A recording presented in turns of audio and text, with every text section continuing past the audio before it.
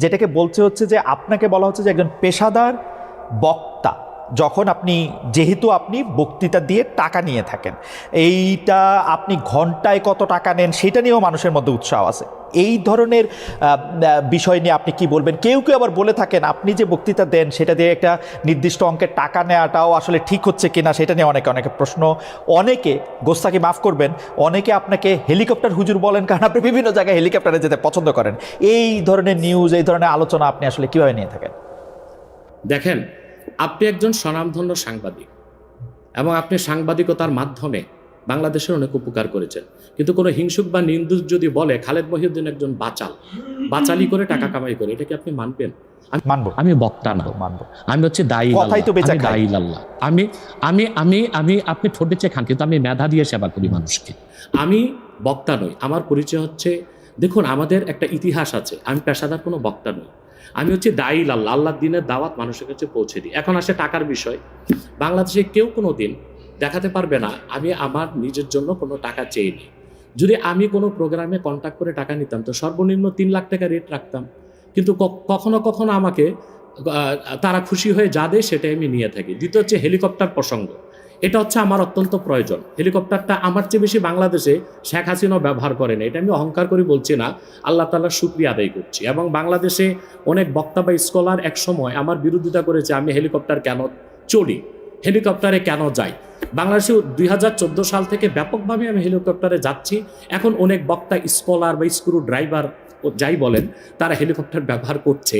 এখন আর সমস্যা হচ্ছে না, আমারটাই আর কি সমস্যা ছিল। হেলিকপ্টারটা কেন ব্যবহার করি আপনাকে একটা সহজ উদাহরণ দিচ্ছি।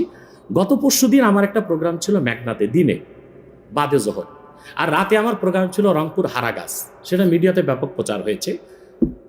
পরের দিন আমার প্রোগ্রাম ছিল কালকে লোহাগাড়া, এই চট্টগ্রাম সাতকানিয়ায়। এখন আমি হেলিকপ্টার ব্যবহার না করে দিন ও রাতে 3টা প্রোগ্রাম করা কি আদৌ সম্ভব? যেখানে আমার বাড়ি আব্বাসী মঞ্জিল থেকে চিটাগাং রোড যেতে 1.5 ঘন্টা লাগে, তা আমি কিভাবে মেঘনার প্রোগ্রামটা দিনে করে রাতে হারাগাছ করে পরের দিন চট্টগ্রাম যাই? আমাকে এটা অনিবার্য কারণে হেলিকপ্টার ব্যবহার করতে হচ্ছে, এবং সেটা জনগণই দেখে। এই জন্য তো আমাকে হেলিকপ্টার হুজুর বলতে পারে না। এখন যে হুজুর নৌকায় চড়ে মাহফিল করতে যায় তাকে কি নৌকা হুজুর বলবেন? বা যিনি প্রাইভেট কারে প্রোগ্রাম করতে যায় তাকে কি বলবেন? ট্যাক্সি হুজুর? এগুলো হচ্ছে এগুলো হচ্ছে আমি গাড়িও ব্যবহার করি যখন যেটা লাগে। আমি এখন প্যারাড ইউজ করতেছি, এটা 3 কোটি টাকা। আমি ভিএট ইউজ করি 8 কোটি টাকা। আমি হেলিকপ্টার ইউজ করি, এটা 14 কোটি টাকা।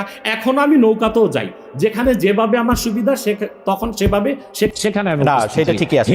আমি কিন্তু মনে করি যে এখন হিংসুক বা নিন্দুকরা কি বললো সেটা তো আপনার মতো শিক্ষিত না, সেটা ঠিক আছে। না, আমি কিন্তু মনে করি যে আপনাকে যত ব্যস্ত থাকতে হয়, আপনি যদি পথে এর মধ্যে থেকে আপনার দিনের একটা বড় অংশ আপনি ব্যয় করেন, এটা আপনার জন্য এটা আসলে কোনোভাবেই এটা মানে এটা কেউই এটা করবে না। আমার কাছে মনে হয় যে আপনার ব্যস্ততার জায়গা থেকে আপনার এটা করতেই হবে।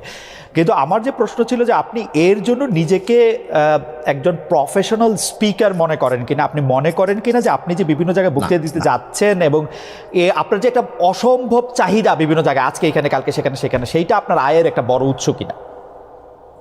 দেখুন, এটা ছাড়াও আমার আয়ের ব্যবস্থা ছিল। আমাদের যে বাংলাদেশে আমাদের যে আধ্যাত্মিক ঘরানার আমরা সন্তান, আপনি জানেন আমাদের বংশের মুরব্বী শাহ কারামত আলী জনপুর রহমতুল্লাহ, তাকে বলা হয় বাংলাদেশের আধ্যাত্মিক জনক। 2 নেশন থিওরির ভিত্তিতে দেশ স্বাধীন হয়েছে, এবং ডব্লিউ হান্টার তার বইতে উল্লেখ করেছে, এনসাইক্লোপিডিয়া অফ ব্রিটানিকাতে এসেছে, ইসলামিক ফাউন্ডেশন বিশ্বকোষে এসেছে, কারামত আলী জনপুর রহমতুল্লাহর হাতে 2 কোটি লোক মুসলমান হয়েছে। ওনার কারণেই পরবর্তীতে দেশটা স্বাধীন হয়েছে। উনি ইন্তেকাল করেছেন 154 বছর আগে। আমি ওনার সিলসিলায়, ওনার বংশের আমরা জনপুরি পীর সাহেব বলে খ্যাত।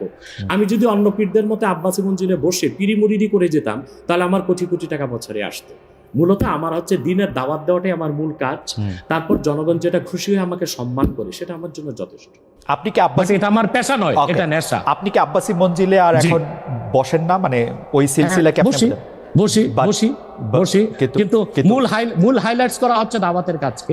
আমি দাওয়াতি কাজে ব্যস্ত। আপনার আপনি ইচ্ছা করলে হইতেই পারতেন, কারণ আমরা জোনপুরের পীর সাহেবদের সম্পর্কে আমরা অবগত, তাদের অনেক ফলোয়ার আছে। আরেকটা কথা বলি আপনাকে, আরেকটা কথা বলি। আমি এখনো দিন রাত জেগে আমার ছাত্রদেরকে পড়াই। আমি বুখারী শরীফ প্রথম খণ্ড আমার ছাত্রদেরকে পড়াই।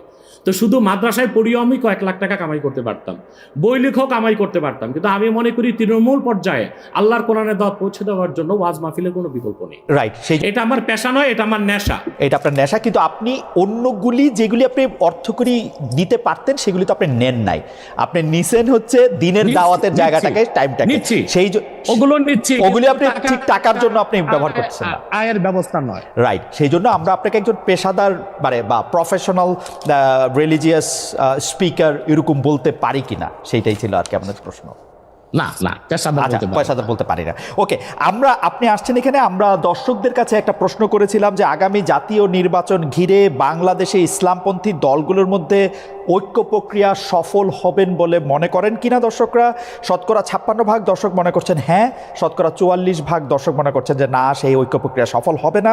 70,000 দর্শক ভোট দিয়েছেন। আমি একটু আবার জনাব আব্বাসীর কাছে ফিরি। জনাব আব্বাসী, আপনি আপনার বক্তব্যে সামাজিক বিষয়, আধ্যাত্মিক বা পারলৌকিক বিষয়গুলির পাশাপাশি রাজনৈতিক বিষয়গুলিও উঠে আসে। আপনি যখন যে প্রয়োজন মনে করেন দাবি দাওয়া নিয়েও মাঠে নামেন।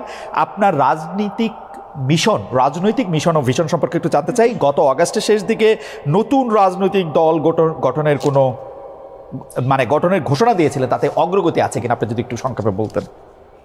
দেখুন, আমার রাজনৈতিক দর্শনটা ভিন্ন। সেটা হচ্ছে যে রাজনীতির দুইটা দিক রাষ্ট্রবিজ্ঞানের, আপনি ভালো জানেন। একটা হচ্ছে থিওরিক্যাল পলিটিক্স আর একটা হচ্ছে অ্যাপ্লাইড পলিটিক্স। তা আমি অ্যাপ্লাইড পলিটিক্সটা করি না, হরতাল মিছিল মিটিং ভোটাভুটি এগুলোকে আমি সমর্থন করি না, বাট থিওরিক্যাল পলিটিক্স এটা আমি খুব চর্চা করি। এবং থিওরিক্যাল পলিটিক্সটা হচ্ছে রাষ্ট্রবিজ্ঞানের অবজারভেশনাল সায়েন্স, পর্যবেক্ষণমূলক বিজ্ঞান। আমি বাংলাদেশ নিয়ে আমার যে চিন্তা চেতনা এবং বাংলাদেশের ভবিষ্যৎ নিয়ে, এটা 8ই আগস্ট আমি সংবাদ সম্মেলন করে বলেছি, সেটা আপনি দেখবেন, জনগণও দেখবে বলে আশা করি। আমি আমার বক্তব্যে বারবার বলে এসেছি, বাংলাদেশে এখন যারা রাজনীতির দায়িত্ব নিয়েছে, রাষ্ট্র পরিচালনা, রাষ্ট্র মেরামতের, তাদের হাতে বাংলাদেশের রাজনীতির ভবিষ্যৎ মোটেও নাই। এটা চলে গেছে আটলান্টিকের ওপারে। আমি সবসময় আমার বক্তব্যে ভারত বিরোধিতা করে এসেছি। আমি ভারতের আধিপত্য এক মুহূর্তের জন্য বাংলাদেশে মানতে পারি না।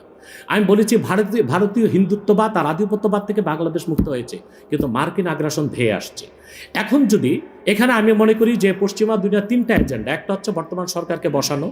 বর্তমান সরকার যে গঠন করা হয়েছে এটা তো কোনো বিপ্লবী সরকার হয়নি। আমি তো চেয়েছিলাম প্রত্যেক মূলধারা রাজনৈতিক দল থেকে ঘাঘু রাজনীতিবিদ যারা তৃণমূল থেকে রাজনীতি করে এসেছে তাদেরকে নিয়ে একটা ইন্টারিয়াম গভর্নমেন্ট হবে, তা তো হলো না। বরং আমি মনে করি এটা পশ্চিমা দুনিয়ার একটু বলি বরং পশ্চিমা দুনিয়ার যে প্রেসক্রিপশন ছিল ওই অনুযায়ী বর্তমান সরকারটা গঠন করা হয়েছে, যে কারণে এরা দেশের কোনো সংস্কারও করতে পারবে না, মেরামতও করতে পারবে না, যা আমরা ইতিমধ্যে এতদিন দেখেছি। দ্বিতীয় কথা হচ্ছে, এখন আমি যা দেখতে পাচ্ছি বাংলাদেশ মার্শাল লর দিকে যাচ্ছে। তারপর আমার অ্যানালাইসিস হচ্ছে এটা সিভিল ওয়ারের দিকে চলে যাবে, এবং ফ্রি ফেয়ার ইলেকশন হয় কিনা আমি শঙ্কায় আছি, জানি না, আমার শঙ্কা ভুল হতেও পারে। ওকে, আপনি দ্বিতীয় কথা হচ্ছে, আমি একটু মাঝখানে একটু হারায় ফেলবো, সেই জন্য আমি একটু বলি, আপনি যে ঘাঘু রাজনীতিবিদদের সমন্বয়ে সরকার গঠনের কথা বলছিলেন, তাদের 2-1 নাম কি বলবেন যে এরা থাকলে আপনি বুঝতে পারতেন যে এরা ঘাঘু রাজনীতিবিদ থাকছে সরকারে?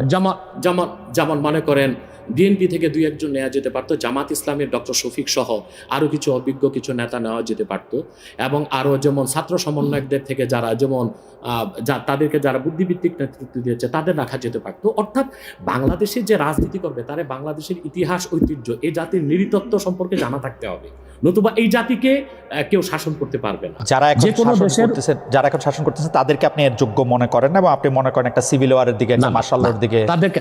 তাদেরকে আমি অযোগ্য বলছি না, কিন্তু রাজনীতির ময়দানে তারা খুব যোগ্য নয়।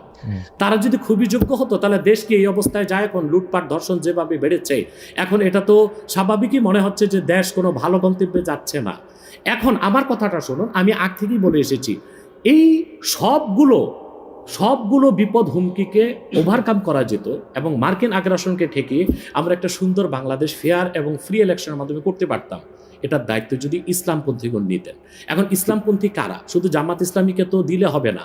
এই দেশে 3 থেকে 3.5 লক্ষ মসজিদের ইমাম হচ্ছে হেফাজতের লোক, তারা হচ্ছে মসজিদগুলোকে কন্ট্রোল করে, এবং প্রত্যেকটা সমাজ কিন্তু এখনো মসজিদ কর্তৃকই নিয়ন্ত্রিত। ইমাম সাহেবের কথাটাই সমাজের লোক শোনে। তো বোঝা যাচ্ছে যে বাংলাদেশের রাজনীতিতে মূল শক্তি হিসেবে আসতে পারে হেফাজত ইসলাম বাংলাদেশ, তাদেরকে নিতে হবে।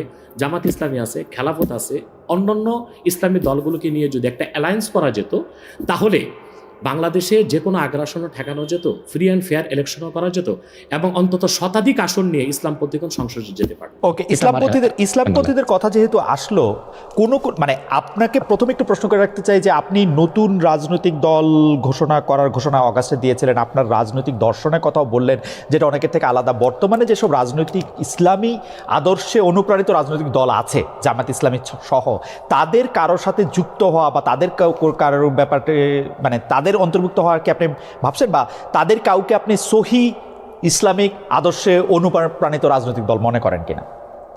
দেখুন, আমি আগেই বলেছি যে আমি অ্যাপ্লাইড পলিটিক্স করি না, আমি থিওরিক্যাল পলিটিক্স করি। কারণ আমি খেলাফার আদর্শে বিশ্বাসী, আমি ডেমোক্রেসিতে বিশ্বাসী নই। আমি মনে করি ডেমোক্রেসি বা গণতন্ত্রটা পৃথিবীর মানুষকে প্রতারিত করছে। ডেমোক্রেসি বা গণতন্ত্রের সুবিধা নিচ্ছে আমেরিকা এবং কয়েকটা ইউরোপিয়ান দেশ। আমাদের মতো তৃতীয় বিশ্বের দেশগুলো গণতন্ত্রটাই আমাদের জন্য অভিশাপ। আমাদের কোনো স্বাধীন পররাষ্ট্রনীতি নেই, আমাদের কোনো ট্যাক্সই অর্থনীতি নেই, আমাদের কোনো পূর্ণাঙ্গ শিক্ষা ব্যবস্থা নেই, আমাদের কোনো সুস্থ সংস্কৃতি নেই। অতএব এই গণতন্ত্রের পিছনে বাধা এবং অভিশাপ মনে করি এই জন্য এখন